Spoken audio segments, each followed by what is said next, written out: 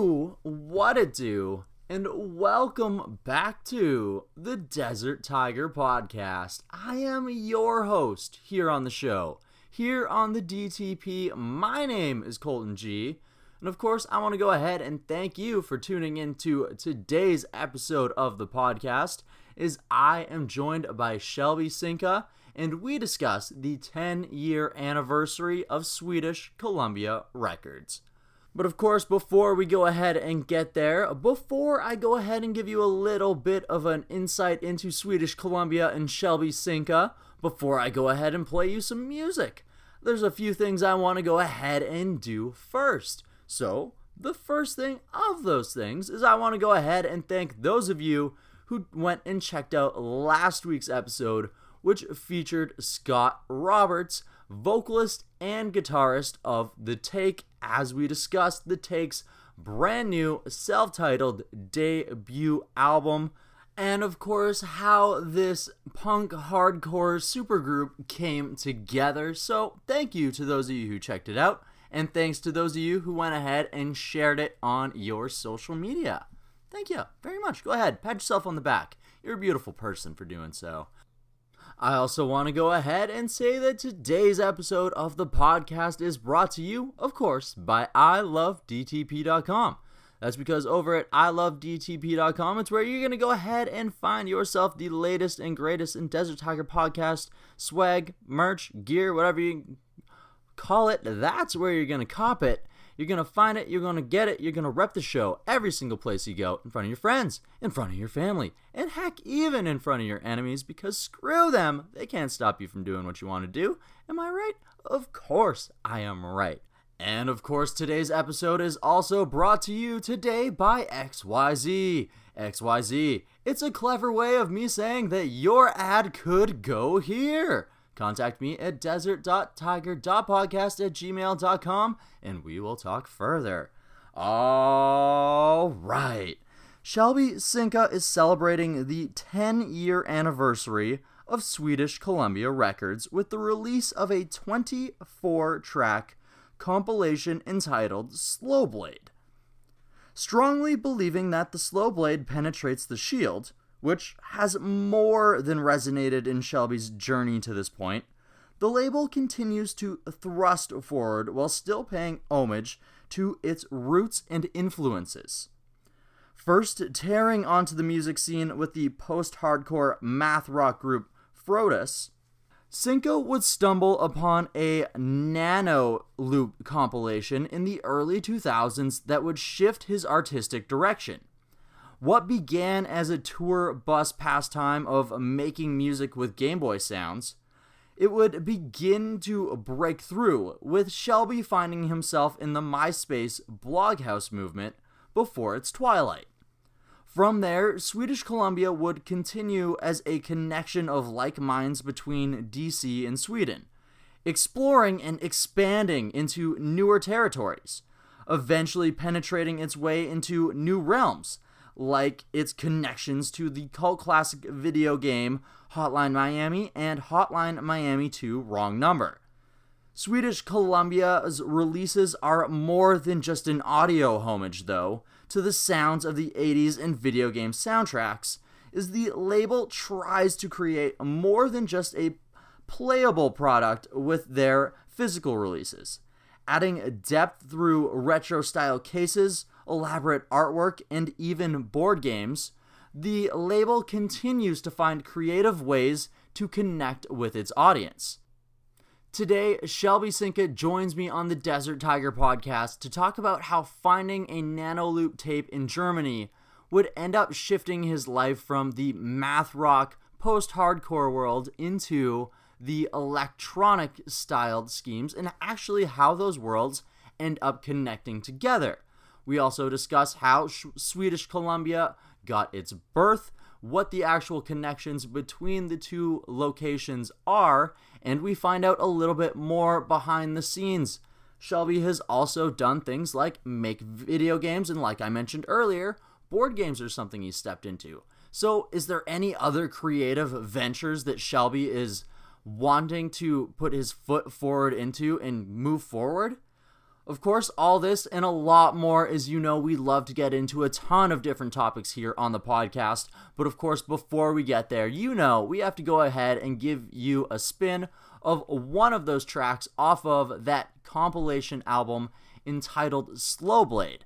Of course, this track is a re-release of a 2009 blog house hit done by a group called BMK. And this is a song that got stuck in my head right away. And of course, if you guys know of the singer who joins on the song, Maddie Safer, he's from a group known as The Rapture. So between BMK and The Rapture, I have a feeling like this is damn sure to get stuck in your head. But that's okay, because we don't care.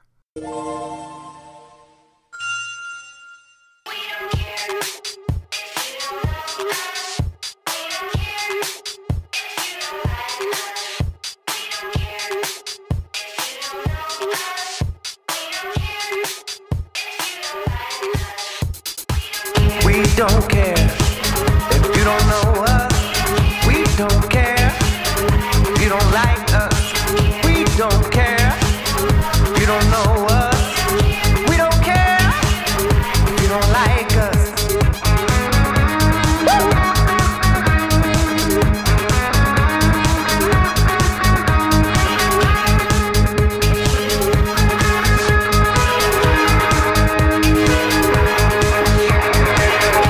Don't care if you don't know us. We don't care if you don't like us.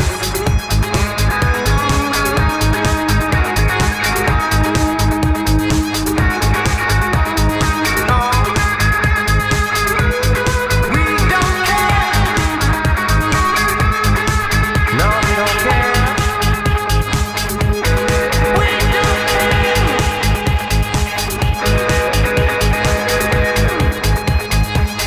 I said we don't care, man. We don't care. If you love us, we don't care. If you don't like us, We don't care. if you love us, We don't care. if you don't like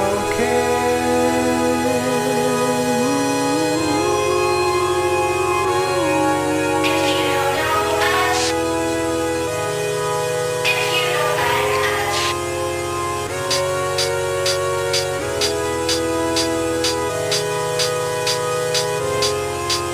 We don't care if you don't know us. We don't care if you don't like us.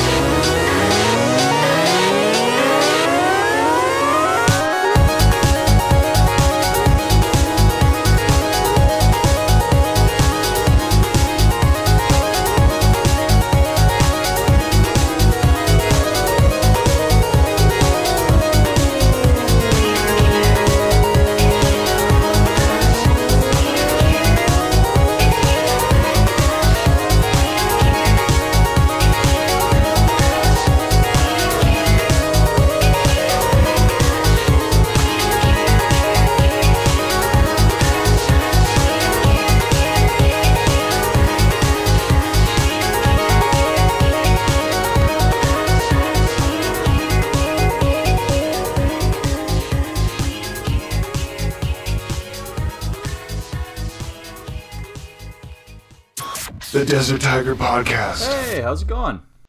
Going good. Yeah. Glad we could make things work out. Yeah, that's no problem. All right, fantastic. Yeah, let's see what happens.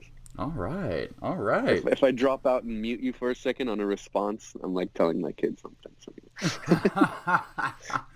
No So I don't know worries. if you'd have to like edit that blank dead air or what, but I usually go through and edit everything anyway, so. cool. Yeah. All right. Yeah. I read that you're of course. I got excited because I was like, wow, a wrestling referee? That's fantastic. Are you a fan of wrestling? Oh yeah. Really? Yeah, I mean, mostly these days, out of convenience, probably NXT, Mm-hmm. and then like kind of the NXT UK. I've followed a bunch of New Japan for a while when someone was uploading it on Daily Motion, Mm-hmm. but I haven't followed recently, and I haven't gotten AEW yet because there's no like easy way to access it in Sweden quite Oh, yet. really? You guys don't have Yeah. Bleacher Report out there? Oh yeah, it is a Bleacher. I guess I could try and buy it from there. I forgot about that. I know they did some of the shows for free, like the recent ones on Bleacher Report, depending on where you lived. Okay, Yeah. the first one, the I think double or nothing. I think Double or Nothing, Fight for the Fallen were both like given as free options at some point, depending on like where you lived. Wow, yeah, this could easily turn into a wrestling podcast. I have a Road Warrior animal tattoo on my leg. What? Really? Yeah, Oh man, that's awesome. it's an obscure tribute to him because when I was a kid, I was like, why is this kind of this crazy sci-fi like Road Warrior animal have like a Tasmanian devil on his arm? Before I learned it was kind of just it's kind of like a rednecky thing, like got a Taz tat, and which is totally fine, and I was like, it's so weird. So I was just kind of amazed by that when I was a kid. I'm like, it's so not his persona to have like this like Bugs Bunny, like Looney Tunes guy. And then later I was like, oh, okay, I get it. He's like weightlifter and just like, I'm just getting some tat. And then later I got a tattoo of Taz dressed as the Road Warrior animal. That is so cool. With the Kinnikuman, like, muscle, like the Japanese wrestling manga, the little like Kinnikuman meat symbol. Wow, oh my god. Man, that's so cool. Kind of obscure. That is super cool. It was my tribute to him and like my confusion to his Taz tat when I was like a kid. Oh, But I loved them. man. I loved that. I loved the Road Warriors. They were because they went from like 0 to 100. Oh, dude. It wasn't like, and they were the first. I think they were one of the first that had like other like music like really. I don't think they used music all the time for all the entrances, and they had like a Black Sabbath song, which was pretty amazing. And they kind of ran to the ring, and like they screamed in their interviews. It was, like animal. Like if you watch interviews now, they're like screaming at the top of their lungs. Like they don't do that in wrestling right now. Really, no one's screaming at the top of their lungs. But they were just like, let me tell you something right now. Like, as a kid, I was like, this is the craziest. What are these guys? Well, man, So, but yeah. like the intensity that they brought to it, and it just made you be like, man, these guys are just like into this. They care. Oh my goodness. It was amazing. And then like later, like finding on YouTube, they're like, I learned about like their Japanese push, and there's that 20 minute like documentary, like a little movie, really low budget of them like as aliens. Like they're just regular, but apparently Paul Ellering finds them and they come from some other planet. There's this crazy like backstory to them from when they entered Japan. I need to find. I don't think I've seen that documentary. It's on YouTube. It's insane. They're like in some junkyard and like Paul Ellering feeds them like raw chicken, and he's like, "Oh, come with me, I'll feed you." It's crazy. Which made me like them even more, and I'm like, okay, I gotta get a tattoo. I love it. No, I need to find this and see this like today. Later today, I am finding this. If I wasn't a 165-pound pencil neck geek, I'd want to be a wrestler. But nowadays you can. Like I don't think like a lot of guys are small, like Noam Dar and stuff. You could work that cruiserweight style. I mean, I myself, I'm smaller than you, so I mean that's kind of why I like tapping the 1, 2, 3s. A little less believable if a 140-pound guy is flying around knocking people clean off their feet. Yeah. But I'd prefer to, if I could choose, I'd prefer to be like a manager, like a Paul Ellering. Oh, Like, just either be way, right? Yeah. Good times. Very good times. So what are we talking about? Not wrestling? I believe we're supposed to be speaking about your record label, Record Swedish label, yeah, Columbia, yeah, at that some thing. point today. Yeah. That thing. All right, so for the listeners of the show, of course, we're talking with Shelby Cinca. He is the head of Swedish Columbia Records. Before that, you may know him for his time in a group known as Frodus, one of the bigger known spazcore style groups, those progressive mathcore style groups of the early 90s, influenced a lot of the early 2000s movement of that scene. And of course, we have Shelby here talking today. Of course, we were just talking about wrestling, but we're going to talk about Swedish Columbia, his record label, which is on its 10-year anniversary. That's right. And no relation to Columbia Records. Oh, not at all. It's a reference to DC, where the label started, District of Columbia. Yeah, which I actually don't think a lot of people actually realize that's what DC stands for. Yeah, it just DC. No, it's so obviously Swedish because there's a Sweden connection to the record label, and then Columbia because also the District of Columbia. So, like I mentioned earlier, this was born out of, like, after your time in a group named Frodus, and it started with you making Gameboy style music. So, shifting from that progressive style mathcore, like metalcore, I guess some would call it, style music of that time, how do you progress into that completely different style of music, especially making it with Game Boys at the start? Well, it was funny because I started making that music when like a post-Frodus band I was in called Decahedron was touring in the U.S. in 2004 we toured. And that was a band with me and the drummer of Frodus, and Joe from Fugazi started it, but he didn't tour with us. He just recorded on the album, and then later we had Jonathan Ford from Roadside Monument playing bass with us. And basically, we were in the van, and I wanted something to do, and I was playing around with this software called Nanoloop, which is a Game Boy sequencer, and I just started making songs on that.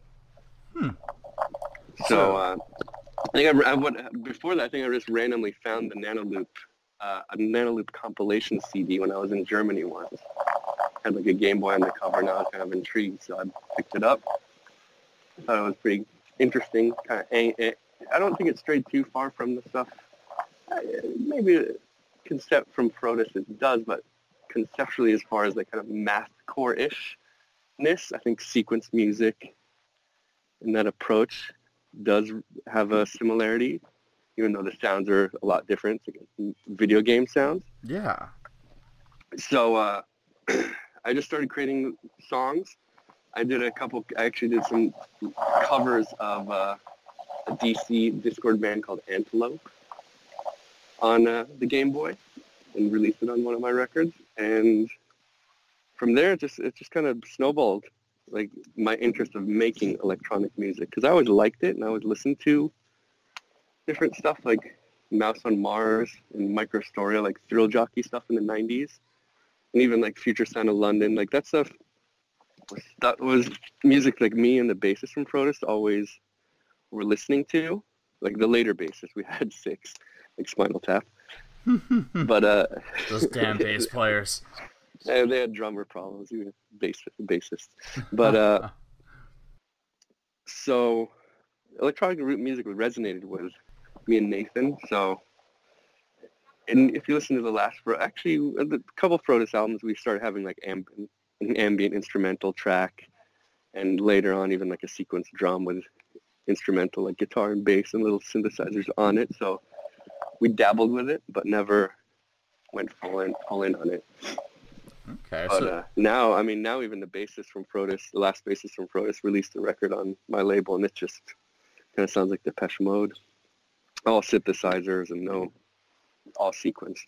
Very little electric guitars or anything like that. Oh, wow. So still continuing the connections you made back then and still running off of the things that connected you back then.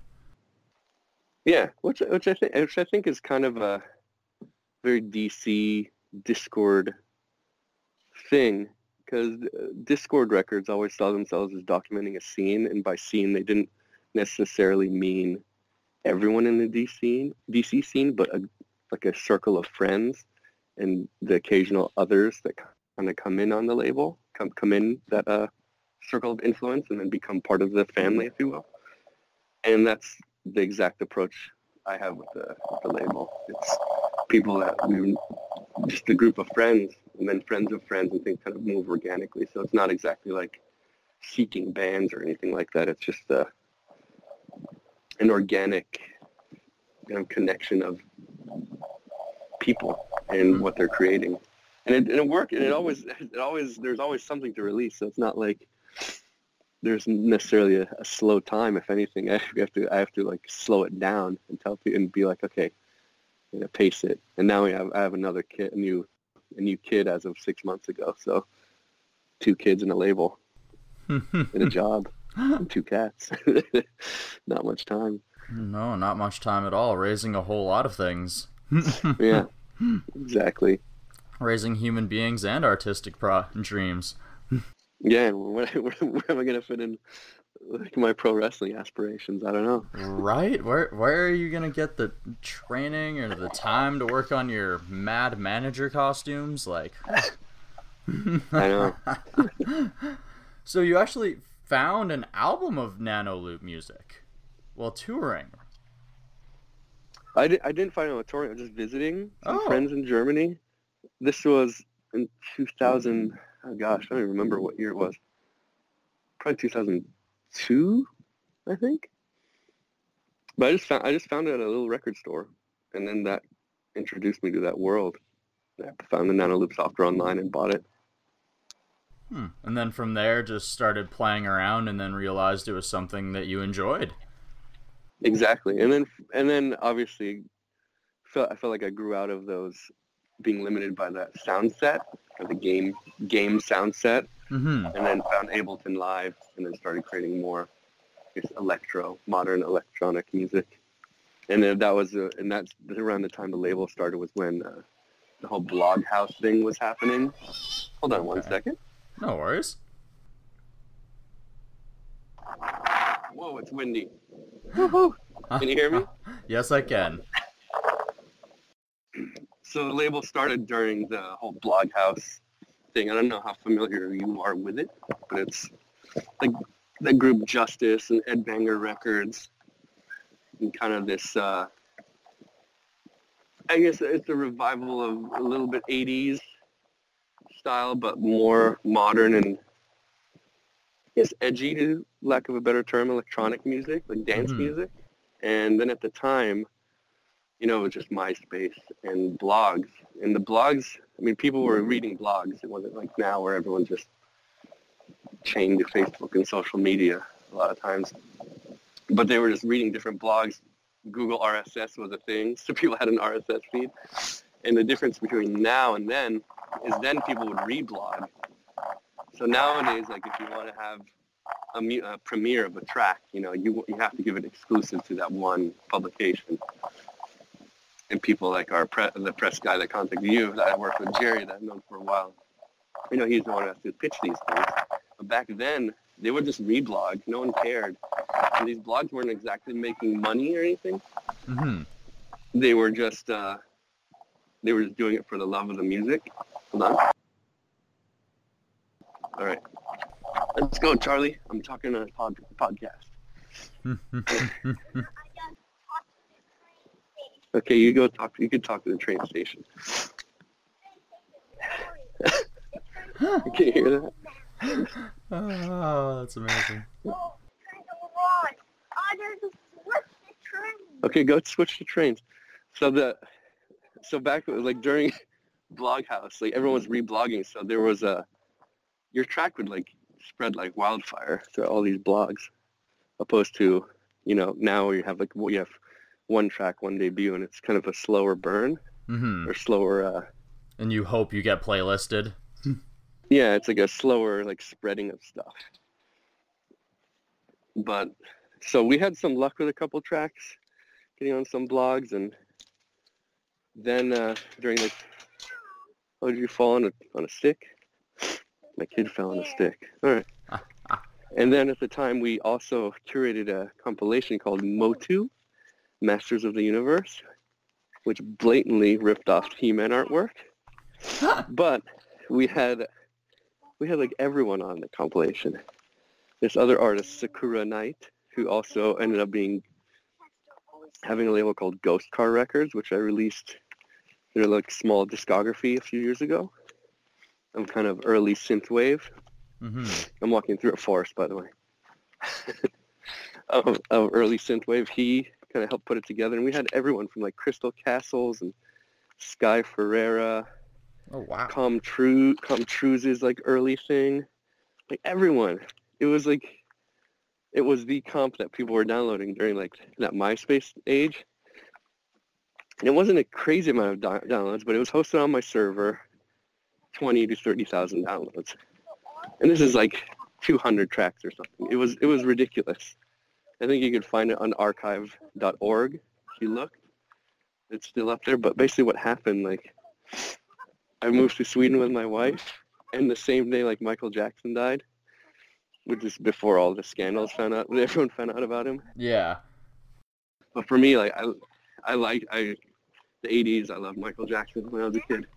So the day he died, Mattel Toys contacts Chris, be like, you gotta take down the comp. You're blatantly using He-Man artwork. And Chris freaked out. Like there was like a lawyer sent like a letter with like all the instances they found online, because what happened was if you search Motu, our comp was getting a better Google ranking than like real He-Man stuff. Oh wow.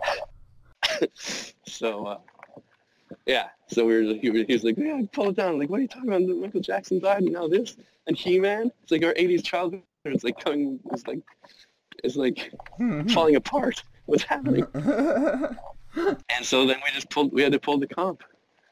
Oh, that's rough. Yeah, it's crazy. Like, there was a moment where like maybe we should just rebrand it. I don't know. It all happened so fast. We never put it back up for whatever reason.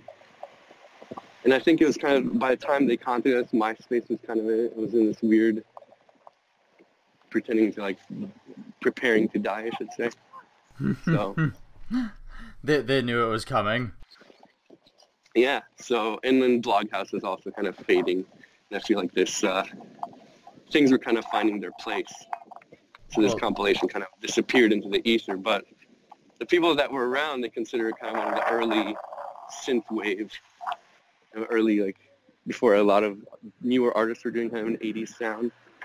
It was kind of the go-to for finding out about a lot of the 80s inspired artists during like that MySpace era. Wow. Bloghouse era. So, but after that died out, then I feel like the whole Bloghouse thing kind of had its thing, and then the label had a very slow period. We released a couple things, and then things shifted for a bit. We met this artist, El Cuervo, who was working on a video game with a friend who's a developer that I met in Sweden. Put out his first record, did pretty good. Nothing crazy, but then, kept on putting out his stuff, and then all of a sudden it started doing really well, and I was like, why is this doing so well? And then found out, like, he had a track put on this video game, Hotline Miami, which later went on to sell about 2 million copies or something. Mm-hmm. Downloads, and the tracks always played in the cutscenes in the first I shouldn't say version. There's two parts. There's Hotline Miami 1 and 2. So in part 1, the track is played like in many of the cutscenes. So people are hearing it all the time, and they're getting a kind of experience behind the track. So I feel like what happened with video game culture kind of in this time, what year is this now? This is like 2012? 13? I don't know. Definitely not 2009 when the label started. But the video game fans were like buying music, buying digital music, buying everything, like eating it all up, like trying to find out everything about the games they loved, like the artists, the visual artists, the music artists, like really getting behind and supporting the music. And I think it's because that was in the sense of where maybe one generation went to a record store and did crate digging and found this gold nugget, started digging around like the artists, like other projects or whatever. It was their record store. The video game they experienced was their record store because they had such a resonating experience playing the game. Mm-hmm. So with the support of like the video game community, that took the label to become. I had to be a little bit more of a real label. I had to like press stuff. I was like, okay, I gotta do this. Well, people care, and also for the artist because he has a fan base that wants stuff. So I need to give the people what they want. Okay, so the label more so started out as a way to just continue to release this style of music for you and some of the other artists that you had been working with at the time, and then after this moment you had to shift into an entirely different mindset. Yeah, it was in many ways, like because before the releases and like even the tracks that I was making under my artist name Triobelisk and later Tanemura Midnight, less Tanemura Midnight, but the early stuff was more thinking about club tracks. So you're kind of thinking of it also as a DJ tool, club tracks. So the way you're building the songs are different, with drops, etc. So it's an interesting dance floor song. And like intros and outros, like thinking about those so a DJ could like mix them, fade it into another track. So even from that, like El Cuervo has nothing to do with that, just songs, instrumental, like kind of lo-fi hip hop, a lot of it, or I would say kind of cinematic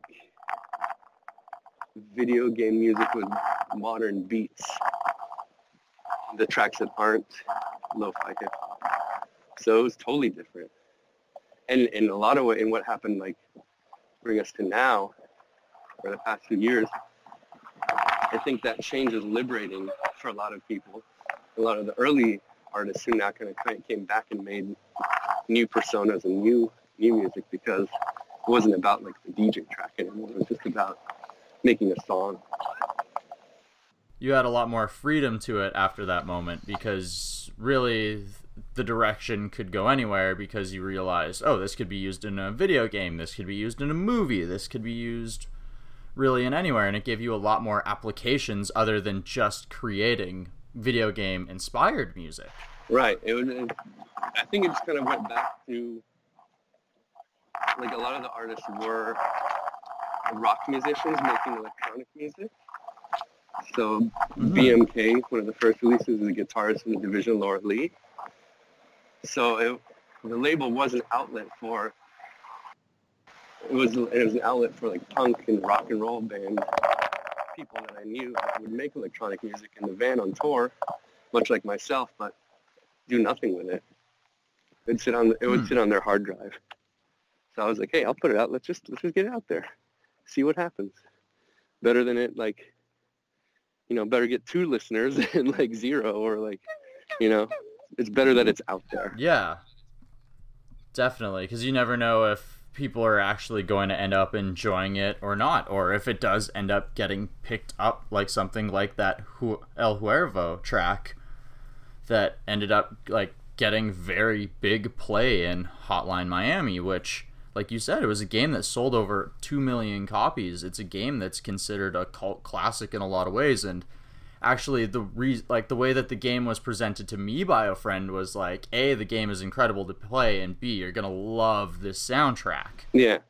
Dennis, who actually released his punk band, kind of his like Nintendo-ish punk band, Fucking Werewolf, on my label, it was his curation, a lot of the music decisions, and he did all the graphics, so he's very in tune with creating worlds. So he did a really great job. He's a good curator and has good taste and like really detail oriented.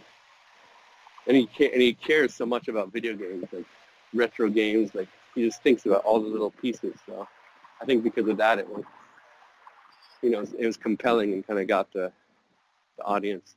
I think it was timing too for them, of course, like right place and right time of releasing that game. Mm-hmm. On the cusp of like people rediscovering 80s and things like that, but a more modernized vision of the 80s, if you will. There was also like movies that were coming out at that time that were very much like Drive, yeah. Inspired by, exactly, that's exactly what I was thinking of, and some of this music would fit perfectly inside of that movie too. Yeah, for sure. Interestingly, in Drive there was that band College that has the Real Hero song. Those guys they had like they're a music collective in France called Valerie, and they were MySpace buddies, and occasionally we would chat with them back in the beginning in 2008, 2009, when during the whole Bloghouse scene. So they kind of came. They were actually on that. I don't know if College was on the compilation, but I know other Valerie artists were on like our Masters of the Universe compilation. That's crazy, just how the scene like grew and how it was just so interconnected thanks to the internet and what the internet allowed. Oh yeah, for sure. I think the best part is everyone was inspiring each other. I think like at the time, like we'd hear something that Valerie would do and be like, wow, that's so cool. There's this band College or Master Levine or these crazy French bands, and then I think everyone was inspiring each other. You know, Future Cop, finding Future Cop stuff. Like Tom Cruise, I forgot the name of his early project. I think he actually just released it a few years ago again, but like that early stuff, it was great. Like it felt like it was like a real little scene. Like I don't think it wasn't about the likes or anything. It was just about really digging all the music, which I think is existing now in like Facebook groups. You can see that in synthwave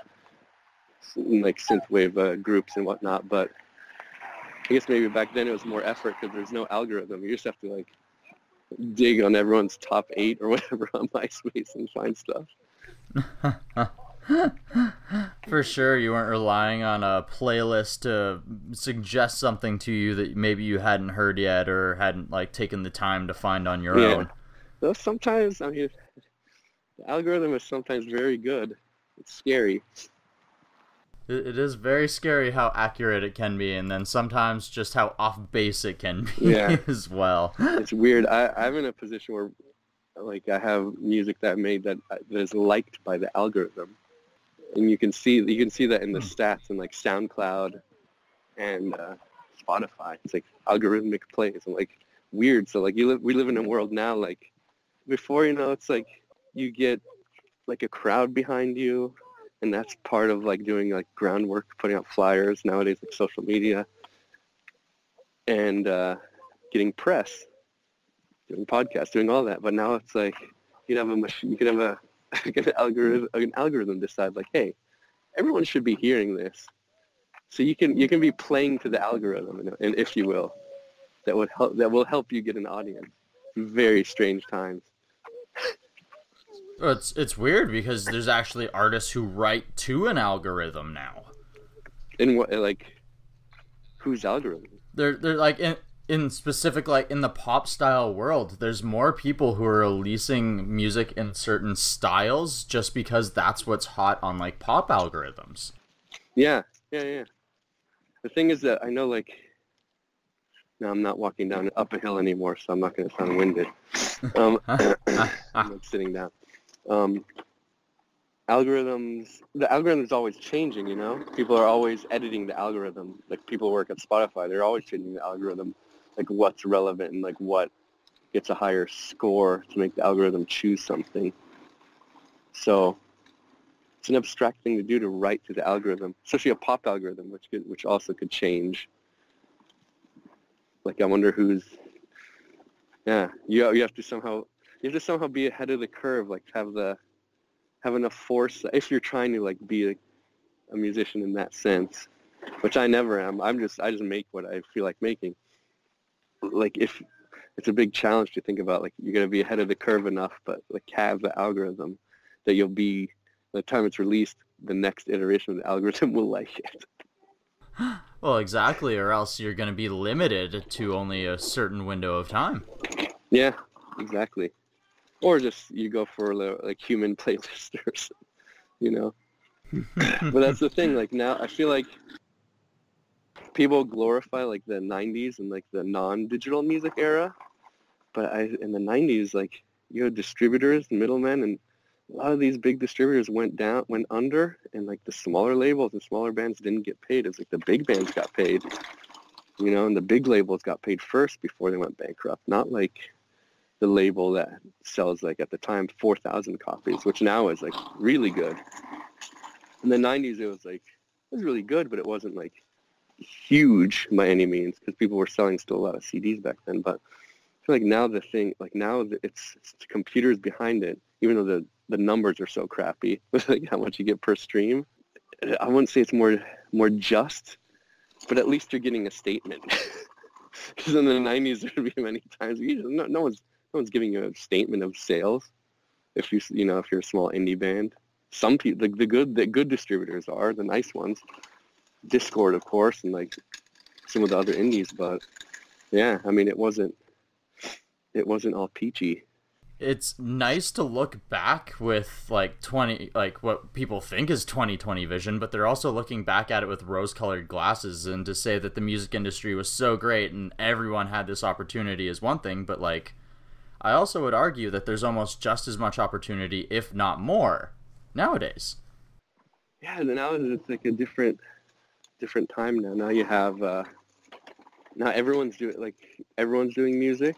So you're kind of lost in the flood of it all, or you can be lost in the flood of it all. But then you have the whole, I think there's like higher chances of novelty, weird luck than there was before, perhaps. Or maybe that's a theory that I think of.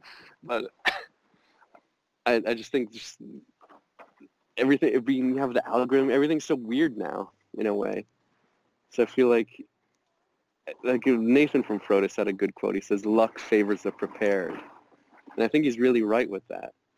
I think if like you have a good record and the artwork's good and you're mentally prepared, like everything's in place, there's a higher chance that your thing will, I tend to believe that there's a higher chance that your thing will resonate and stick opposed to resonate and not stick. And that you would be able to continue like your fan base. Like in the case of El Cuervo, like his artwork was really solid. Like even before his Hotline Miami stuff, he had created a cool world as artwork, and you felt like it was really rich and deep and great to look at, and the music really fit it, and everything was in place. So in order for him to stick, opposed to him just having a one-hit wonder, if you will, like he was prepared artistically. And I think mentally, like he just went with the flow, and he was in a good place with it. And I think that's an interesting quote, and I think maybe it's just a comforting thing for me. But I like to think about that quote. I think it's an interesting quote to think of as well, and to look at it from the case of El Cuervo. He was the person who did the artwork for the Hotline Miami games too, was he not?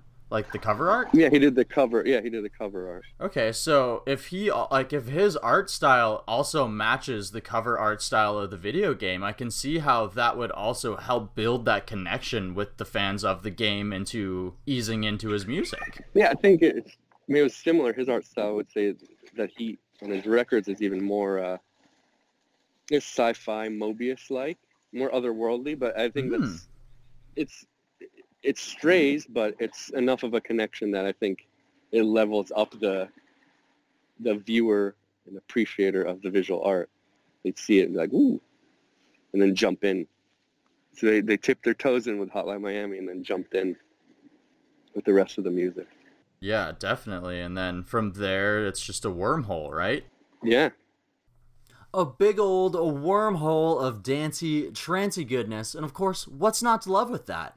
And something that I'm really loving about Swedish Columbia Records is the way that they also encompass that retro style and ideal with their physical releases. And that's something I want to ask Shelby about right away. But of course, before we get there, you guys know I have to spin another track off of that 10-year compilation album entitled Slow Blade. And before that, there's a few things I have to go ahead and do first. And of course, one of those things is go ahead and ask the listeners of the DTP. Yeah, that's right. That's you. Right behind the other side of this speaker. I'm going to go ahead and ask you if you have gone ahead and checked out ilovedtp.com yet. ilovedtp.com is the best place where you can go ahead and support the show, because not only does your purchase on ilovedtp.com go straight into helping us continue to build this show into the best thing it can possibly be, it also allows you to show your love for the show, to represent the Desert Tiger podcast everywhere you go, in front of your friends, in front of your family, and heck, even in front of your enemies, because really, their opinion on the matter and what you listen to and what you watch, it really doesn't matter, does it? No. So you're going to represent the Desert Tiger podcast with pride every single place you go, and in doing that, you're going to help us grow, and together we will create a beautiful community of like-minded individuals sharing their stories together. And it's going to be wonderful. It's been wonderful. We're almost at 2 years. My goodness. We should probably celebrate that at some point with like some recap episodes, maybe the return of some past guests, maybe some new items up on I Love DTP that you guys are going to have to keep your eyes peeled on, maybe even an upcoming sale. Oh my god! So many exciting things coming up in the future. Wow! And of course, before I go ahead and give another track for you a spin today, I need to tell you guys about XYZ. Do you love the taste of X, but wish it had the benefits of Y? But what if at the same time it had the smooth, cool, easy going down texture of Z? Well, let me tell you about XYZ, because it is a clever way of me telling you that your ad could actually fill this spot right now if you go ahead and message me over at desert.tiger.podcast@gmail.com, and we can discuss this further, how your product could become the next XYZ. And with that, I think it's about time that we dusted off the good old DTP jukebox and gave another spin to a track off of that compilation album of Swedish Columbia Records, that 10-year anniversary compilation album, Slow Blade. And of course, you guys have heard Shelby Cinca talk about some of his different releasing aliases earlier in this show, and this is actually one of them. Does that mean we're going to be hearing a little bit of music from another one later? That might be a possibility, my friend. But for now, we're going to be playing you a track from Tanamura Midnight, and don't get too excited, don't get too worked up, don't try and phone it home, because you just might end up calling the wrong number.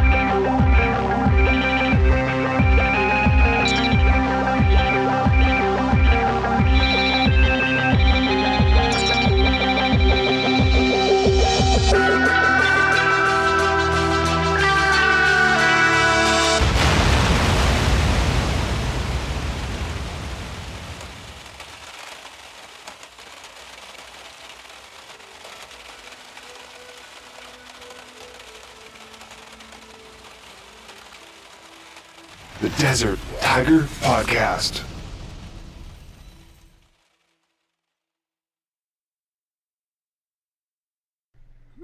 Okay, so one thing that I really enjoy with the Swedish Columbia Records is the way that you seem to package things, the like video game styled packaging and like CDs and what would look like a case from an old, like a video game disc or something else, and like board games and other things associated with this. So at what point did you start integrating this into the release style of Swedish Columbia and adding that extra value and connection to the art? I mean, right when we started making things because of El Cuervo was the beginning, and I think that was also when we kind of where I recognized, where I let the world, the Swedish Columbia world, if you will, know of our retro game nerdiness and like what we like outside of the whole Bloghouse world. So it was an outlet to once like the Hotline Miami community came in, I felt like it was an accepted and like celebrated thing if we were going to continue that route of like tipping our hat to the video games and like video game culture that we grew up with. So then we just started consciously going that direction.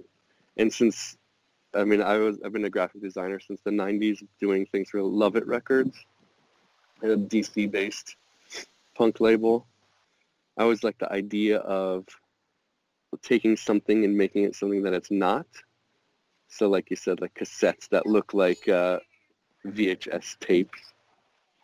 Like the sleeve looks like a VHS and you take it out, and the J card looks like a VHS cassette, and then you open it and then it's an actual audio cassette. Like that's something I've always, that idea I liked. So we just executed it on those releases. And then the 10-year anniversary that's all pure tip of the hat to like Konami games and Sega Master System. Oh, huge tip of the hat. I love the artwork and the styling of it, and like for the LP, like just the cover and all the artwork, and that it's really fantastic. So I imagine that there was quite a bit of curating that went into the process for even just building everything for the 10-year anniversary album. Yeah, it took us it took years. I think we started putting that together around when we did the first track where Maddie Safer sang on it, Maddie from the Rapture, and I think it was something. I searched recently my emails, and I want to check again to see when I wrote Maddie with that email. It's like some crazy. It was 2016. I think we started it 2015. Now it's not coming up. But it was a while ago. So basically we started thinking about it back then. Oh, wow. So we were planning the 10-year anniversary like many years before it. So yeah, and Nicholas finished the artwork for it years before too. So it just was germinating for a long time. Mm-hmm. So for that process, when it comes to selecting the songs, did the track list change quite a bit through the years? Was the track list something that you decided you would focus on near the end of things, or was the artwork and everything, did some of that represent some of the tracks that were on the album? The artwork is just representative of the label itself, I would say, in kind of it's just simply Konami and like Sega artwork. And the track list, I mean, I knew what core stuff would be on there, but it definitely like changed towards the end, like the last minute. Different things ended up on there. But originally it was going to be it was going to be vinyl, but at the end we made it a CD, just since I wanted to I wanted to give it out to everyone, opposed to like have someone have to buy it. So we sell it, but also if you mail order anything from us, you get the CD for free, whether you like it or not. So we've been slipping in that CD since December last year without telling anyone. So people have been like, "Wow, thanks for the CD." Huh? And a lot of it is because when we got the whole El Cuervo fan base a lot of them didn't know about the history of the label, or like maybe didn't dig beyond El Cuervo as much. So we wanted to kind of tell everyone the story. So that's why we made the CD. Of course, many people might not have a CD player, but that's why we have a cheeky little logo saying that it's also a reflective coaster. Oh my goodness! Wow. Yeah. That is fantastic. And it is more the art piece. I don't care if anyone listens to the actual CD, even though like I went through painstaking links to like find out how to author a CD to have like the track listing show up on your car's CD player, which I found because you have to burn a CD in a specific way for a factory. I forgot what the CD offering file or something. I found like a $60 like German software to like author a CD, and then I was like, okay, now I can do it. But it took me forever to find it. I couldn't find anything for it. Oh, that's awesome. Yeah, so it was a challenge to like at the end to get it together, but it's all right. I mean, for people that appreciate Dreamcast and Sega and the artwork's a nice piece for that, whether they listen to the CD itself or not. Mm-hmm. Definitely. And then the name of the compilation actually gives reference to another world of art, another world of science fiction. The album is entitled The Slow Blade, which is actually a quote from Dune. What? Yes. Are you a big Dune fan? Huge Dune fan. Well, I didn't read past the third book. I started reading the fourth one, but that's when Frank Herbert was getting a little crazy. Yes. It was after the one after God Emperor of Dune. Which one? What is that one called? I don't remember. But first three books I love, and that quote always resonated with me. And I love the scene in the movie with Patrick Stewart saying it's classic that the slow blade penetrates the shield. And I see it as a life motto these days. Like it's not about like this big success at once, like getting, 1 million streams because you're on the right playlist all of a sudden. It's just about about slow growth. The idea of being zen with it and being okay with it, because the world is telling you, like right now I feel like the world is being like fast, succeed fast, everything fast. But then like if you think of a tree in the forest, it's gonna grow slowly and then become a very big tree. It's still gonna be around. So I'd rather be a tree that's around for a long time than like a really awesome looking flower bush that's around for like a year. For a weird metaphor I just made up. So I see it as a life motto. The slow blade penetrates the shield. Just like keep going at it. It doesn't matter. You don't have to go fast. Just go. As long as you're going, as the blade is moving forward, eventually I like to think it penetrates the shield. If not, that's okay. At least you tried. But I think it's a powerful quote, and I think it attests to the label too. A lot of just sticking around for so long and pace. How do you feel about that quote? You with me on that? I really like that. I really enjoy that, and I'm very with you on that. Thank you. I really enjoy that, and it also goes to show like the different ways that the label or even just like the movement of the music has definitely pierced through, but like the idea of success continues to change, and not only just in the music industry, in different variations of the world. And as long as you continue to move forward, you can continue to break through those barriers. Whereas at the beginning, like you said, there was the blogs and there was a lot of downloads there, and then like things changed, but then still again you guys kept at it. And then with the breakthrough of the El Cuervo and like the Hotline Miami stuff, once again the slow blade penetrated the shield and it broke through. Yeah, exactly. And even if it didn't break through, even if it doesn't break through, like idea of, I think just like that kind of motto on creating things it's comforting and empowering.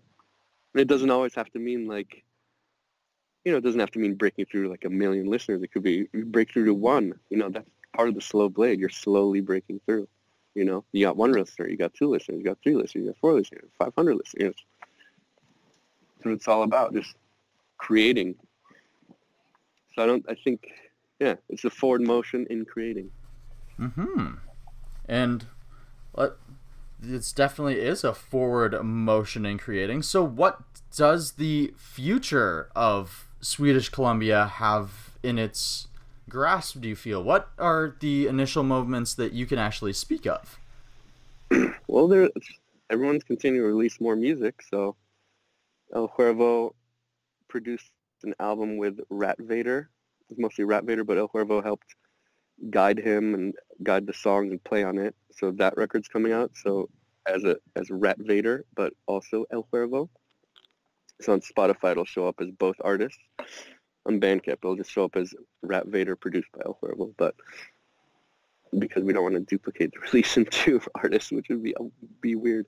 But so that's coming out this fall, and that's something that it's actually an old record. Rat Vader finished mixing it a couple years ago. He's a Swedish artist that does a lot of game music, Oscar Rydelius. And for whatever reason, like, it took forever for it to get the final touches and then the artwork done. El Cuervo did the artwork on it, which is really nice. And he also helped come up with the artist name on it, like a mixture of Darth Vader and a rat. It's pretty amazing artwork. Yeah, this majestic rat person coming out of looks like an old Parisian metro, like one of those Art Deco metro stops into like a magical forest. It's crazy. So that's coming out this year, and then the new Mark UA, which he used to be known as Swan Sex on the label. He's on Instagram as mark.ua, and he does a Hardcore and Soda Instagram account where he pairs hardcore punk records with sodas. And he's also a P3 DJ in Sweden. And he's releasing music under his own name. And it's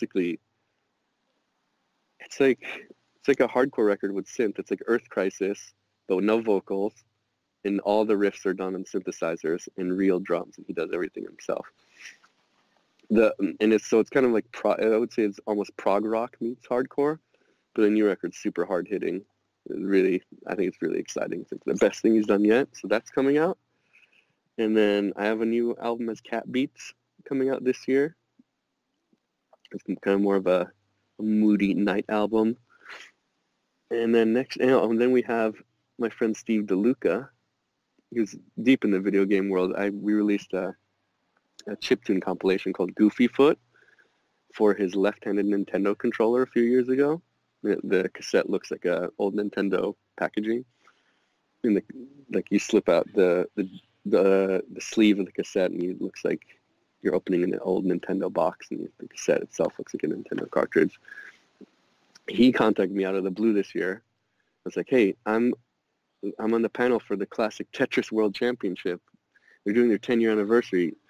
You want to do a music compilation for it, and it'll be streaming on Twitch and all that during the competition?" I'm like, "Yeah, sure, that sounds crazy. Let's do it."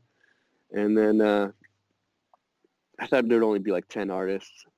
All of a sudden, it's like over 20 artists. Like, everyone responded. Like, I sent out an email. I thought like only a couple people respond or give me tracks. I got like 21 tracks, and I was worried. The Cat Beats, the visual artist, he's Russian. I'm like, this is perfect. He would totally nail this, and he totally nailed the artwork. Like, captured the vibe, like kind of this cosmonaut thing and like this Russia thing, like celebrating Tetris. And the challenge with it all is you can't even use the word Tetris because of all the copyrights that the owner of Tetris has now. Yeah. So we show no blocks in it, no tetronymos in it. It's called Every Block in Its Right Place. So like nod to the hat to Radiohead. That's awesome. It's if you know Tetris, you'll understand it. But if you don't know, if you don't know Tetris, you won't be like, huh, is that Tetris? So it was a big challenge to put that together, but that's coming up this year in October, and the championships, I believe, is October 21st. Oh, nice. So that came out of the blue, and that was a doozy to put together.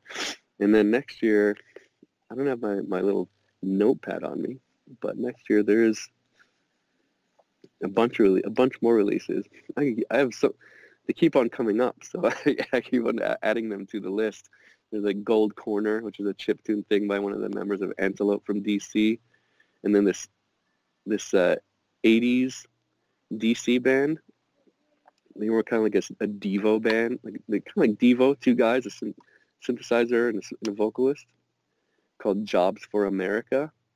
Amazing band name, and they were only around in like 82. They released one record, and it has I forgot what it's considered, one of like the early indie American of a specific like a electronic genre like release. For a while, it was going really high on eBay, and then now it goes for like $50 or something. But still, they kind of, it's super crazy music, and it captures a specific time. So I've had those tracks for a year, and now we're finally gonna put it out next year. And it's been a big challenge because it's having to like remaster the tracks, and the tracks sound like really noisy. And I realized my friend who's mastered a bunch of our releases mastered that Plantasia release, which is a release of an old Moog analog synthesizer record for plants, like house plants. You should look it up. It's actually a great record, but I forgot when that record came out, but it got re-released this year to kind of a critical acclaim, if you will. And he said I realized he's really good at cleaning up old records, so I sent him the masters to see if he could make gold out of the coal that I got. So there's that release, which may not interest people outside of the DC area, but I want to document it. And I actually played in a band with a theremin player who is one of the members for Jobs for America. So kind of a genius dude that makes theremins. I would say his house, he has 50 theremins in the house. I can send you some videos of him on YouTube playing them, but intense dude, builds his own instruments, super smart. And we met him at a planetarium, and our friend, he was playing in a band with my friend.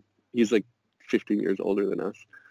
And I later asked him to play in the band I was doing at the time, like a rock and roll band called the Cassettes. So that's kind of how that came together. Man, I don't know. There's some other stuff, but it's not coming to mind. There's New El Cuervo, of course, and then there's something else I'm not remembering, but a lot. And it's all friends of friends, and it's all kind of coming into the circle. So it's always moving.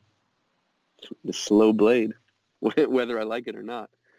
Absolutely, just constantly pushing through. Exactly. And I think the big part of it is because I never paid myself for the label. Like everything, I've been lucky enough to have one artist, and El Cuervo primarily.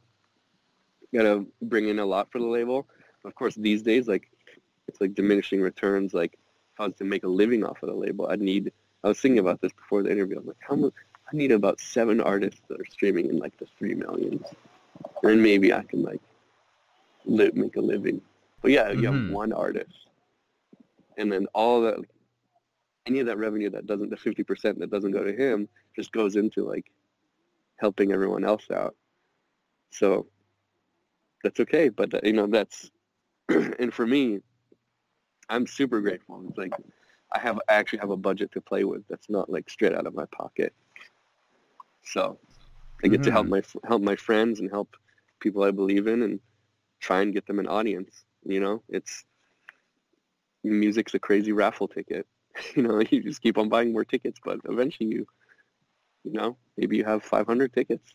One of your tickets is a winner, but I don't care in the end. I just see it as like it's important to get more art out there and get these records heard. And if I'm in a position where I can help people and help my friends and the people that kind of come into the circle, then I'm all for it. Yeah, go away and find a way of making a balance between it all so that everybody has an opportunity to make the most out of their creation. Exactly, yeah. And opposed to Travis from Buddyhead, I don't know if you remember that online zine Buddyhead. It's like a website, kind of known for like posting Fred Durst's number, like Courtney Love's phone number, and like all like their crazy gossip section. Anyway, he's kind of come back and doing a lot of answers on Instagram, just ask me anything type things. But he said something interesting that resonated to me, like about he doesn't really put out much records, but he puts out a few things these days. And he says, like, someone's like, when is this coming out? I was like, we're waiting for the right time for it so it doesn't die on the vine. And I'm like, wow, I've never heard like someone saying it die. Like, I know that metaphor and heard people say it, but I'm like, that's an interesting way of looking at it. Since I think a lot of times you can just put things out there and it just goes bleh. So for me, like having a budget and like thinking about it more and like, you know, strategizing when the slow blade will make the thrust is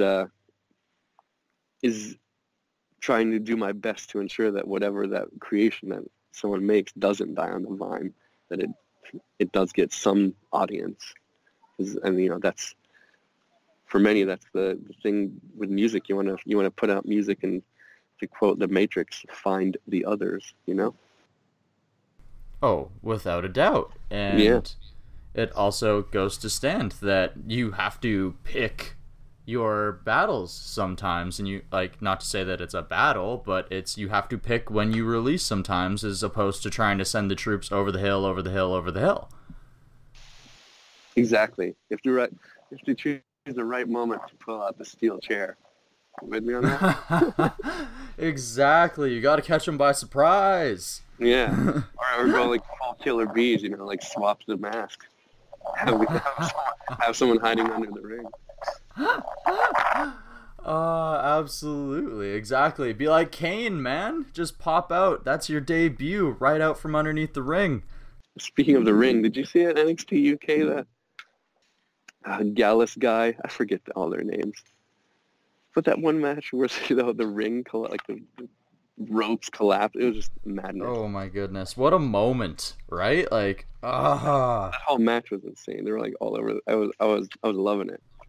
I feel bad I just can't remember the dude's name. Incredible show. Just an incredible show overall. Yeah. I don't know, NXT always has good pay-per-views, though. It seems. Oh yeah, super good. I didn't know what to do, and it's so funny how fast we're like shifting from music to wrestling. Oh man. That's crazy how you can just make those jumps, right? Yeah, maybe I sound more excited talking about wrestling. No, I'm just excited. But it's just because I have no one to talk about wrestling to. You realize that? It's like a solitary thing. I have one friend, Russell. He's the only one I can talk to about wrestling. He only watches the classics. I'm like, you gotta watch something new so I have someone to talk to about it. Anyway. I had that problem a few years ago, so I understand that exact feeling. Because, like, when shows would come through, I would always turn to my best friend and be like, dude, you gotta come with me. And be like, I don't care. Like, there's no way I'm going. It's like, just give it a chance, please. Exactly. But yeah, what I was going to say, like, that NXT TakeOver where Tommaso Ciampa got, like, his neck messed up. I was like, how are they going to make up for that main event? They built it up so much. And then Adam Cole, he made it happen. I was like, wow. How'd they do that? That was incredible. Oh, they tore the house down. Three-fall match. Yeah, I was like, what? The pressure to get that main event going on? Yeah, unreal. Oh my goodness. Oh, wow. So, I mean, we should probably close things off here soon. But before I go, I have a question. In the past, you've worked on video games yourself. You've released a board game for yourself. Is there any other artistic pursuits or ventures or creations that Shelby Cinca would like to maybe step into or pursue? Oh, I do know one.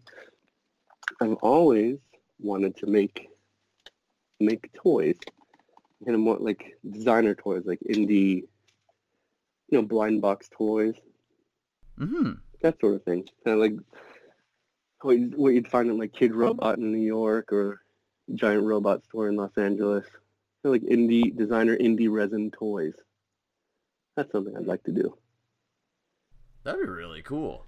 Yeah, I actually have.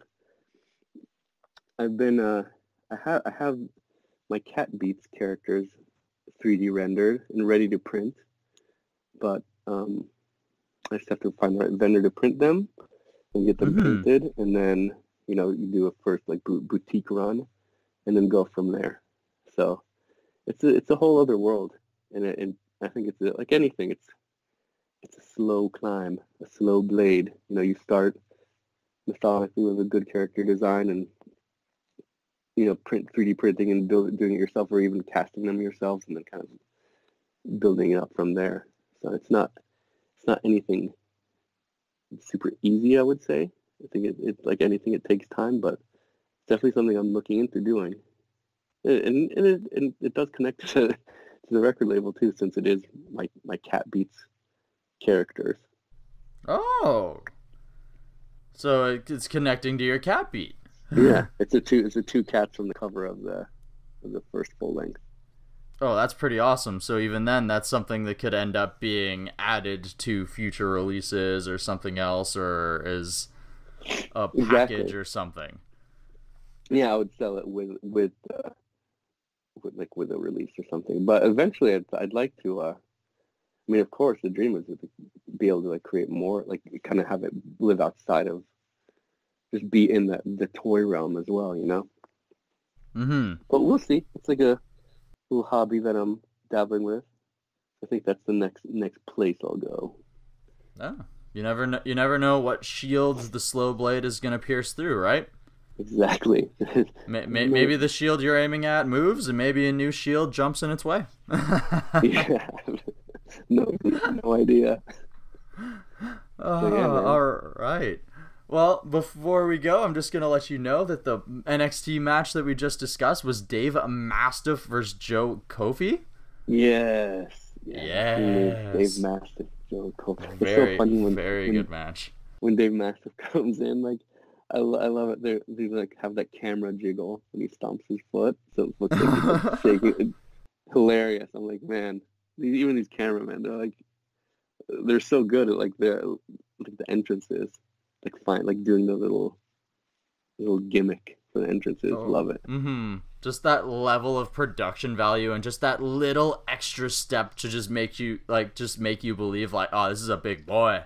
This is a big boy. And I don't think he's any bigger than King Kong Bundy or anything. No, not at all. He doesn't look. I think what's his name? Why I'm forgetting everyone's name. Bask in My Glory. What's his name? Bask in My Glory. You know what I'm talking about? Bask in his glory. Keith Lee.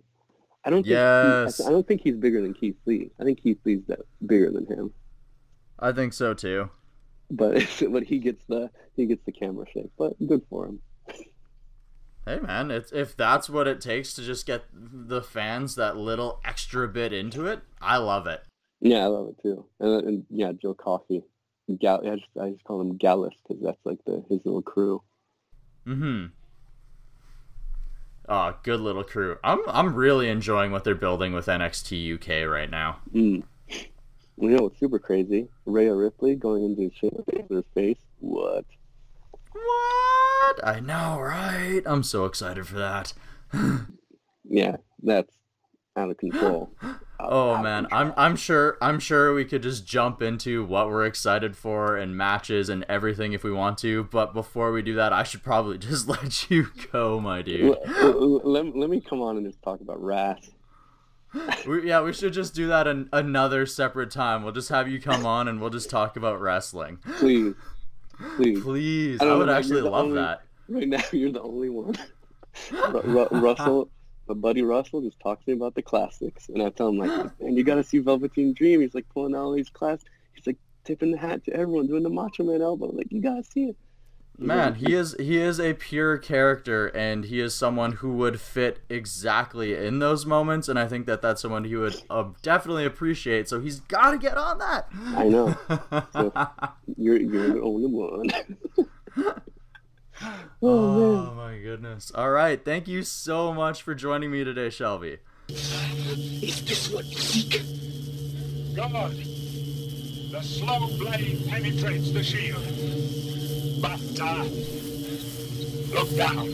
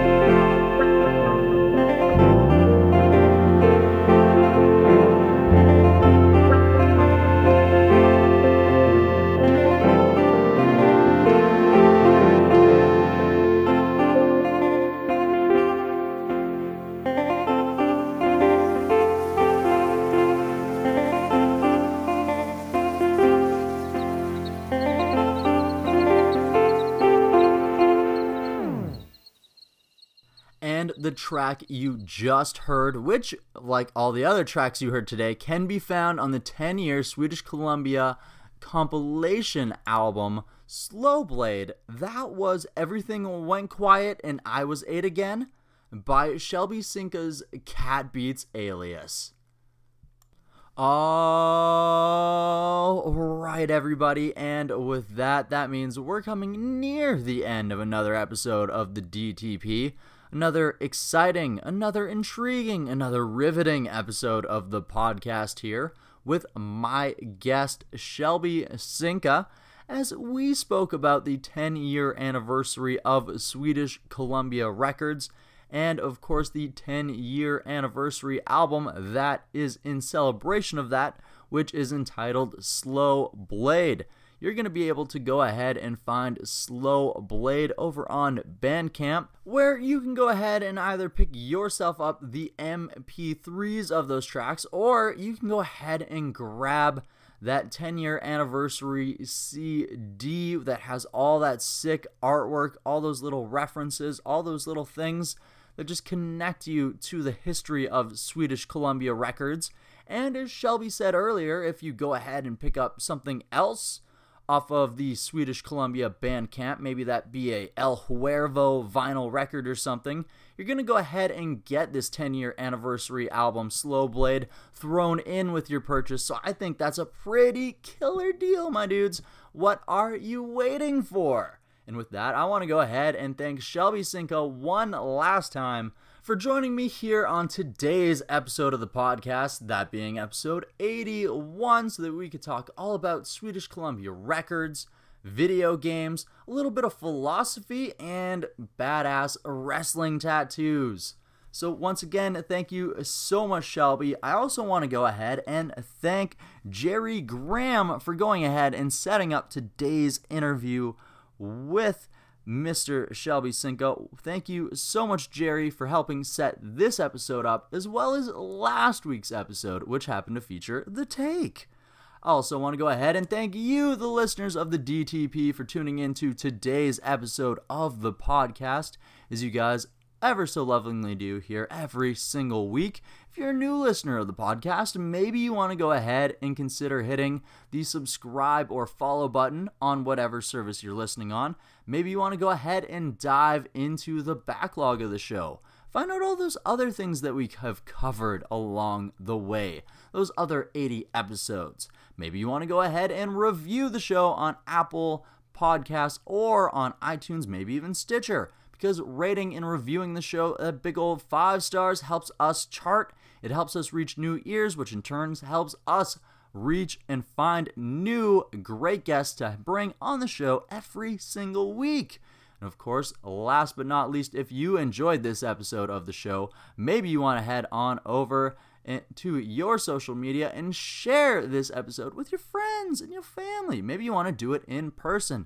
Tell them about the DTP. Maybe you want to tell them about it while repping the Desert Tiger podcast with your sick shirt that you went ahead and picked up over at ilovedtp.com, because you can rep the show everywhere you go, in front of your friends, in front of your family, and even in front of your enemies. Because, baby, they can't stop you from shining bright like the diamond you are. All right, next week on the show, I am joined by Canadian punk rock legend Biff Naked. That's right, Biff Naked is going to be joining me here on the Desert Tiger podcast. We're going to be discussing a lot of things, going over a lot of her career, and we're also going to be discussing the significance of her playing on the Lilith Fair 20 years ago. That's right, it's the 20-year anniversary since Biff Naked was a part of the Lilith Fair, an all-female touring festival that went on between 1979 and 1999. It was a huge movement, and you're going to find out all about what it meant to Biff Naked here next week on the Desert Tiger podcast. Until then, continue being a beautiful soul, build your mountain, climb to the top, and enjoy the breeze from there. Bye-bye.